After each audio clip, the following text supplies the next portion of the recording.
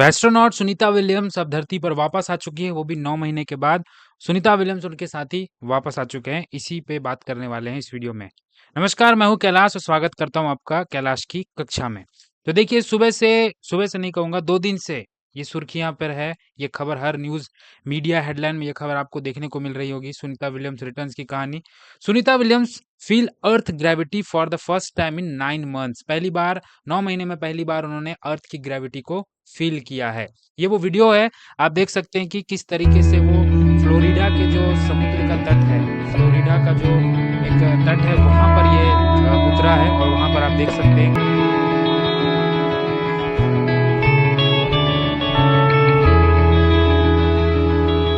शाम करीब 9 महीने के बाद ये पहुँची हैं। तो क्या है खबर, पूरी नज़र डालते हैं। तो देखिए, भारत मूल की जो अमेरिकी एस्ट्रोनॉट है, ये इनका जो जन्म वैसे अमेरिका में हुआ है, लेकिन ये है इंडियन ओरिजिन है। सुनीता विलियम्स और बूच विल्मोर जो है वो 9 महीने और 14 दिन, एग्ज़ैक्ट अगर टाइमिंग देखें तो 14 दिन और है, 2 वीक और है। 9 महीने 14 दिन के बाद पृथ्वी पर लौटे हैं। इनके साथ क्रू के और 2 एस्ट्रोनॉट भी आए हुए हैं। वो है अमेरिका के निक हेग और रशिया के गोर्बुनोव भी आए हुए हैं। यानी 4 लोग आए हैं। यहाँ याद रखना, 4 लोग। सब जगह सुनीता विलियम्स की बात हो रही है, आपको पूछ सकता है सवाल में, साथ में कौन आए थे? तो बूच विल्मोर है, अमेरिका के हैं निक हेग और रशिया के अलेक्ज़ांद्रा गोर्नुवाव है।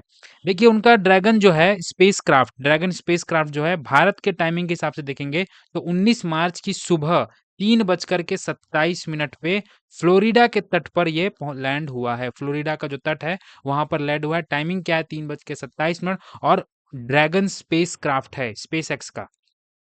पृथ्वी पर लौटने में इंटरनेशनल स्पेस स्टेशन से अर्थ पे लौटने में 17 घंटे का समय लग गया है, 17 घंटे का समय। वो जो कैप्सूल मैं बता रहा था, वो उसका नाम है ड्रैगन कैप्सूल है। समुद्र लैंडिंग में तकरीबन 17 घंटे लग गए। 18 मार्च को सुबह 8:30 बजे, 8:35 बजे स्पेस क्राफ्ट का जो हैच है, मतलब वो हैच हुआ था, यानी दरवाज़ा बंद हुआ था और वो जो स्पेस क्राफ्ट है, उससे अलग हुआ था 10:30 बजे। ठीक है? उसके बाद 19 मार्च को रात 2:41 में डी-ऑर्बिट बर्न शुरू हुआ। डी-ऑर्बिट बर्न यानी का जो ऑर्बिट है, उससे ऑपोज़िट डायरेक्शन में स्पेसक्राफ्ट का इंजन जो होता है, वो फायर होता है और उसके बाद क्या होता है, अर्थ के एटमॉस्फेयर में एंट्री होती है और उसके आगे अगले वीडियो में हम देखेंगे कि पूरा प्रोसेस क्या है और 3:27 में फ्लोरिडा के तट पर समुद्र में लैंडिंग हो जाती है। ये वो ड्रैगन कैप्सूल है, देख सकते हैं, इसी में बैठे हुए थे चारों क्रू मेंबर। 8 दिन का मिशन था, जब ये गए थे तो सिर्फ़ 8 दिन का था, लेकिन आप देखेंगे पूरे 9 महीने का समय इसमें लग गया। क्या वो कारण था? उस पे भी हम नज़र डालते हैं। तो बोइंग कंपनी और नासा के द्वारा 8 दिन का एक joint crew flight test mission था, जिसमें सुनीता विलियम्स और बूच विल्मोर दोनों गए हुए थे। यानी सिर्फ़ एक क्रू फ्लाइट टेस्ट मिशन था और इस मिशन का जो एम था, उद्देश्य था, वो ये था कि जो बोइंग का जो स्टार लाइनर स्पेसक्राफ्ट है, जिसमें वो गए थे, उसमें एस्ट्रोनॉट को स्पेस स्टेशन तक लेकर के जाने और वापस लाने की क्षमता को, कैपेसिटी को यहाँ पर सिर्फ टेस्ट करना था कि लेके जा सकता है या नहीं। किनका था? बोइंग का था और नासा का एक जॉइंट ऑपरेशन था, जिसमें जो बोइंग का जो स्टारलाइनर स्पेसक्राफ्ट, ये स्पेसक्राफ्ट जब गए थे तब का, ये नाम याद रखना है, स्टारलाइनर किसका है? बोइंग का है और जो अभी आए हैं वो स्पेसएक्स का ड्रैगन कैप्सूल है। तो एस्ट्रोनॉट को स्पेस स्टेशन पर 8 दिन में रिसर्च और कई एक्सपेरिमेंट करना था, सिर्फ 8 दिन, लेकिन थ्रस्टर में कुछ गड़बड़ी आ जाती है, जिसके बाद उनका मिशन जो है 8 दिन से 9 महीने का हो जाता है। ठीक है, 8 दिन का joint crew flight test mission पर गए थे और वही मैंने बताया कि स्पेसक्राफ्ट की जो एस्ट्रोनॉट है स्पेस स्टेशन तक ले जाने वापस लेकर जाना था और वापस लाने का जो वो क्षमता था, उसको टेस्ट करना था और मिशन के दौरान उन्हें स्पेसक्राफ्ट को मैनुअली भी उड़ाना था। ये सब चीज़ें करनी थी। 8 दिन का काम था, लेकिन ये पूरे 9 महीने बीत जाते हैं क्योंकि थ्रस्टर में प्रॉब्लम आ जाती है। कब लॉन्च किया गया था? 5 जून 2024 को, पिछले साल 5 जून 2024 को रात 8:22 में एटलस फिफ्थ रॉकेट के जरिए बोइंग का स्टार लाइन स्पेसक्राफ्ट लॉन्च किया गया था। किस रॉकेट से लॉन्च किया गया था? तो एटलस रॉकेट से लॉन्च किया गया था। याद रखना, एटलस फिफ्थ रॉकेट से लॉन्च किया गया था। बोइंग का स्पेसक्राफ्ट का नाम क्या था? Star line spacecraft. और एक नाम याद रखना, ड्रैगन कैप्सूल, जो अभी जिसमें बैठ करके वो आए हैं।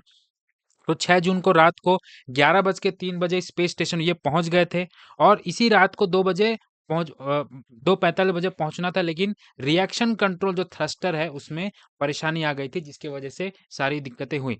तो जो स्टारलाइन स्पेसक्राफ्ट है उसमें 28 रिएक्शन कंट्रोल थ्रस्टर थे। 28 में से 5 हो जाते हैं फेल।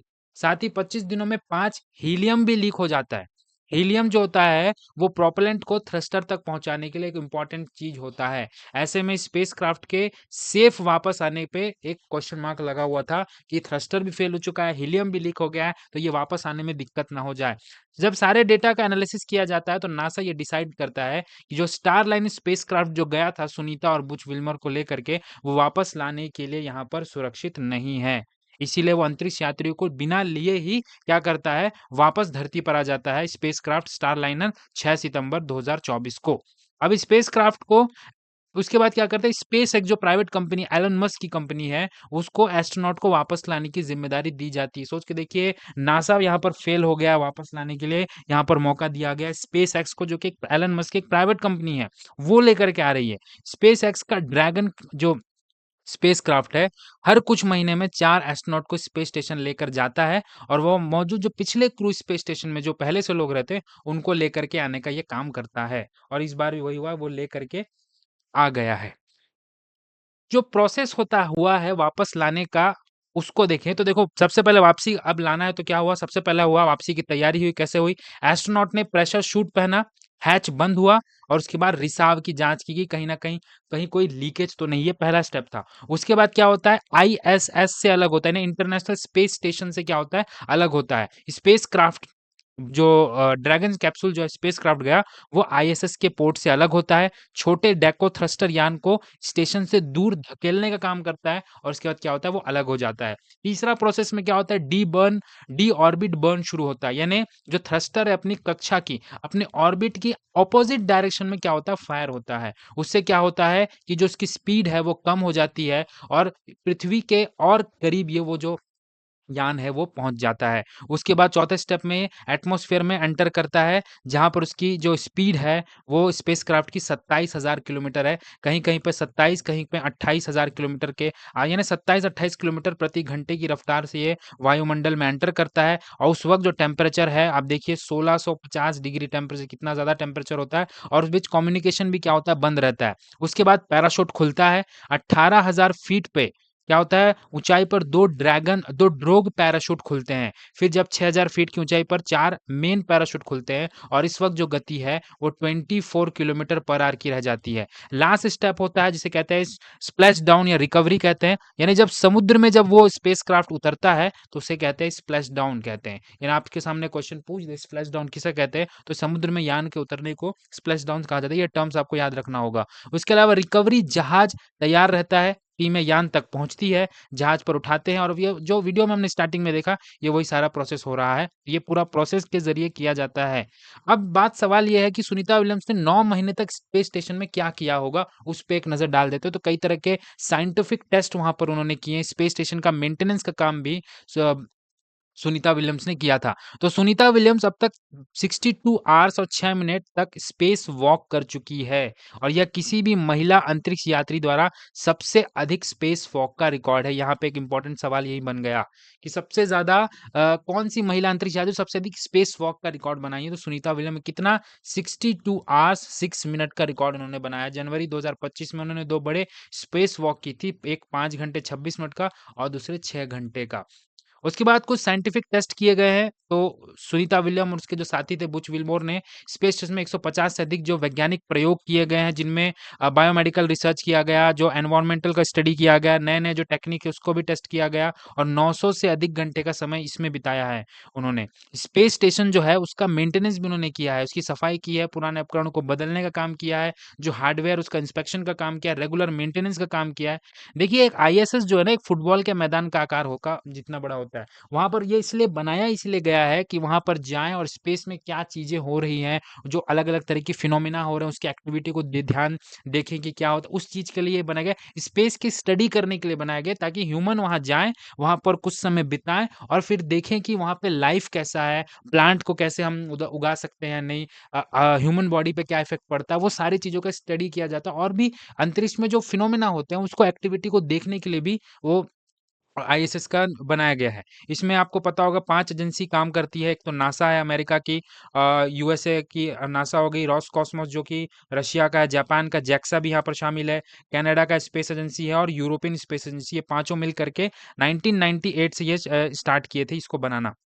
उसके बाद देखिए फिजिकल फिटनेस पे भी काम किया गया कि अंतरिक्ष में क्योंकि भारहीनता नहीं होती ग्रेविटी, तो जो मसल्स है, जो बोन्स है, उसमें कमजोरी से बचने के लिए वो रेगुलर एक्सरसाइज भी करती थी, वेट ट्रेनिंग भी करती थी और फिटनेस जो मूवमेंट है उसमें भी समय बिताती थी। हेल्थ से रिलेटेड जो समस्या है बचा जा सके, ये सब सारे काम किया गया। साथ ही और भी जो लोग वहाँ पर थे शुरू में, वह और बूच मिलर गेस्ट के रूप में आइस पर गए थे। ये आपने बताया कि 8 दिन के लिए गए थे, लेकिन चूंकि वो उसका हिस्सा बन जाते हैं, वहाँ के नियमित क्रू का हिस्सा बन जाते हैं और अन्य जो अंतरिक्ष यात्रियों के साथ मिल करके दैनिक कार्यों को संभालते हैं और मिशन टास्क में क्या भी है उसको योगदान दिया जाता है। तो इस वीडियो में इतना ही था, सारे जो चीज़ें थी उसको मैंने कवर कर लिया है।